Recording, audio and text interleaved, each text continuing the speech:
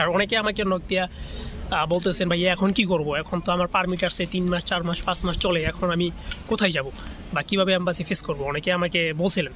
So তাদের জন্য আমার পরামর্শ হচ্ছে ভাইয়া আপনি চেষ্টা করেন দিল্লিতে যদি আপনার পরিচিত কোনো লিঙ্ক থাকে তাদের মাধ্যমে টাকা পয়সা খরচ করে যেভাবে হোক অ্যাপয়েন্টমেন্ট ডেট নেওয়ার চেষ্টা করেন। যদি অ্যাপয়েন্টমেন্ট ডেট আপনি ম্যানেজ করে ফেলতে পারেন, দিল্লির ভিসা করে দিল্লিতে চলে যান। আর দিল্লির ভিসাতে এখনও খুবই প্রবলেম চলতেছে যতদূর দেখছি।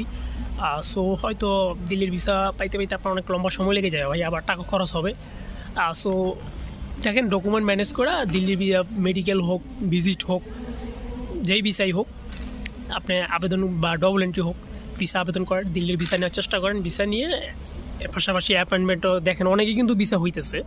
যেমন গতকালকে আমার পরিচিত প্রায় 9 জনের ভিসা হয়েছে, ওরা 9 জনই সাবমিট করছে, 9 জনেরই ভিসা হয়েছে। এটা হচ্ছে একটা ভালো যে ইনফরমেশন বা ভালো দিক ঠেকলাম আর কি, যে এখনও কিন্তু বুলগেরিয়ার ভিসা হইতেছে, 100 ভিসা হচ্ছে পারমিট বের হলে। তো এটাই আর কি। সো দুবাই থেকে অনেকে এম্বাসি ফেস করছে, ওদেরও ভিসা হয়ে গেছে। কাতার থেকে, বিভিন্ন কান্ট্রি থেকে আমার সাথে যোগাযোগ আছে, সবাই